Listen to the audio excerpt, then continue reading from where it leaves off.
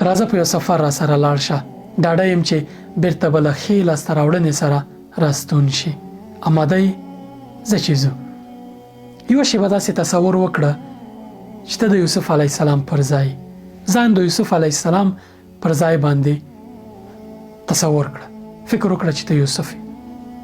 پلار باندې ډېر ګران یې. پلار در سره بې حده مینه لري. همدا مینه لامل کېږي چې ورونه درنه کرکه وکړي، حسادت در سره وکړي. د پلار مینه او د ورونو کرکه لامل کېږي چې ورونه تا بوځي په یوه دښته کې دی یوه څاه ته یا کندې ته وغورځوي. دوی بیرته راستانه شي، پلار ته بهانه وکړي چې حیواناتو وخوړ. ته په څاه کې پروت یې، تپه تیاره ده، هیڅوک نشته، دښته ده. دغه وخت کې ته څه تصور کې؟ دغه شیبه کې چې ته په څاه کې دننه پروت یې او هیڅوک نشته، ورونه وغورځولي او درنه لاړل، هیڅوک نشته دی، ستا به تمه څه فکر به دې څه حتما به دا فکر لري، حتما به دا تصور کې چې ژوند نور پای ته رسېدونکی دی. ځکه چې په سپېره ډاګ پروت یې، څاه کې دننه پروت یې، تا به څوک ومومي، څوک به دې پیدا کړي. حتما به ځان سره وایي چې د ژوند وروستۍ شېبې مې دي. خو یو کاروان راځي، اوبو ته ضرورت پیښیږي. کله چې څاه ته ګوري، ته پکې پروت یې، وړوکی تنکی ځوان یې، ښایسته. دوی دې له ځان سره راخلي او بیا یې دې د پاچا، د مصر د پاچا یا د مصر د عزیز دربار ته. د پلار مینه، د ورونو کرکه څاه ته غورځېده.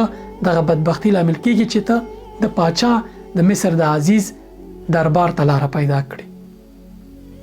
مصر پاچا دې په زوی ولې نیسي، ډېرې خوښېږي او وایي دا به زما زوی شي. ته یې فرزندي زوی شوي. وخت تېرېږي، په دغه دربار کې غټېږي، قدر و عزت دې دی. الله پاک ډېر حسن درکړی دی، ښایسته یې. ناڅاپه د پاچا مېرمن زلیخا در باندې مینېږي، خوښېږي، مینه در سره پیدا کېږي. نامشروع غوښتنه درنه کوي، خو ته له الله ډارېږي. نامشروع غوښتنې رده. د زلیخا مینه یو ځل بیا لامل کېږي چې ته زندان ته وغورځول شي. د پلار مینه لامل شو چې ته کندې ته وغورځول شي، او د زلیخا مینه لامل شو چې ته زندان ته لاړ شي. په زندان کې څه فکر کوې ته اوس؟ په زندان کې پروت یې، اسره دې نشته، تشویش دې دا دی چې دلته به نو ټول عمر پاتې کېږم، ځکه چې د پاچا ښځې دا پرېکړه کړې، یا د پاچا دا پرېکړه ده چې ته دې په زندان کې پروت یې. تهمت در باندې دا شوی چې د پاچا ښځې ته دې په بده سترګه کتلي. هر سړی چې په زندان کې همدا به تصور وي. ته چې په زندان کې تصور به دې همدا وي چې نور نو د همدې ځای شوي او همدلته به دې ژوند پای ته رسېږي. نه، تر دې مخکې ځو، دلته دې خبره پای ته نه رسېږي. الله پاک تا ته د خوب تعبیر زده کوي، تا سره د خوب تعبیر مرسته کوي. ته د خوب تعبیر کې او دا مشهوره کېږي، خبره دې ځي تر پاچا پورې. پاچا ناڅاپه خوب ویني، بالاخره خلک ورته وایي چې یوسف د خوب تعبیر کوی شي. همدا لامل کېږي ته له زندانه راووځې او پاچا تا ته یوه مهمه دنده درکړي. د مالیې وزیر دې مقرر کړي، خزانه دار. ته په زندان کې تصور دا کولی شو چې ته به دغه موقف ته رسېږي. په هغه څاه کې دې دا تصور کولی شو چې ته به د پاچا دربار ته لاره پیدا کړې، هغه به دې په زوی ولي نیسي. د زلیخا مینه لامل کېږي چې ته په زندان کې وغورځې، د زندانه د خبره تر خزانه داره رسېږي، د خزانې خاوند کېږي. دا د الله پاک تدابیر دي. الله پاک دا تدابیر تا ته نیسي. بیا تر دې جالبه دا چې همغه ورونه چې له تا سره یې کرکه کوله او ته یې څاه ته وغورځولي، الله پاک یې بیرته راولي، ستا پښو ته یې غورځوي، تا ته محتاجېږي. تا دا تصور کولی شو په پیل کې؟ دا د الله پاک تدابیر دي. الله پاک ښه تدبیر نیونکی نه دی ستا په اړه چې له دومره ناخوالو، له دومره جنجالونو را تیر شوي، هر جنجال، هر تکلیف چې تا ته رسېدو، هر ناخواله چې ته ورسره مخامخ کېدې، ستا په ګټه بدلېده. بالاخره له تا یې څوک جوړ کړ؟ کورنۍ هم در سره یو ځای شوه او ټول فامیل دی هغوی چې له تا سره زیاتی کړی او تا ته محتاج شو. پلار دې در پسې سترګې ړندې شوې وي، بیرته الله پاک ورته سترګې ورکړي. دا د الله پاک تدابیر دي. نو اوس راځه بیرته له دې سفره راستنېږو. څه لاسته راوړنه لري؟ ځان سره دې فکر پرې وکړ؟ په دې دنیا کې چې هر ناخواله، هر تکلیف سره مخامخ کېږي، همدا فکر کوه چې الله پاک ښه تدبیر نیونکی دی.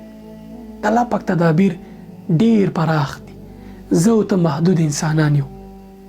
د تصویر یوه نقطه ګورو، الله پاک ټول تصویر ویني، په هر څه باندې پوهیږي، ستا په آینده، ستا په ګټه، هر څه. دنیا دارالامتحان دی. دغه امتحانونه ټول د دې لامل کېږي چې ته یې تر شا یو څوک شي. نو دغه ناخوالې او ژوند ستړیاوې باید تا ناهیلې نه کړي، تا باید مات نه کړي، تا باید ونه ځپي، بلکې هر ناخوالې تر شا باید ته د یوسف علیه السلام په شان تصور ولري. د دې سفر لاسته راوړنه دا ده چې هر ناخوالې سره چې مخامخ کېدې، په تمه اوسه چې خیر څه وخت درته رسیږي، خیر څه وخت درته معلومیږي. د یوسف علیه السلام ژوند زما او ستا لپاره الګو دی. قرآن کریم کې په دې خاطر روایت شوی چې الله پاک وایي ما او تا ترې درس واخلو. نو دغه د درس دی د نن دپاره چې هر کله له مشکل سره مخ کېدې، له دې وروسته دا فکر مه کوه چې غرق شوم، تباه شوم، برباد شوم. نه، څنګه چې هغه کنده کې وي، هغه ځینې لاړې دربار ته، هغه ځینې زندان ته، له زندانه د مصر خزانه دار شوي، لوی انسان درنه جوړ شو. همیشه هم دا قاعده ذهن کې ساته، د هغې وینځي دا خبره چې سبحان من جعل عبیدا ملوکا بطاعته. پاکی دا هغه رب لره چې له غلامانو یې په خپل اطاعت او تقوا باندې پاچایان جوړ کړه. خو شرط دا دی چې تقوا به کې، دینداري به کې، الله پاک ته به ځان ډېر نږدې کوي. السلام علیکم ورحمة الله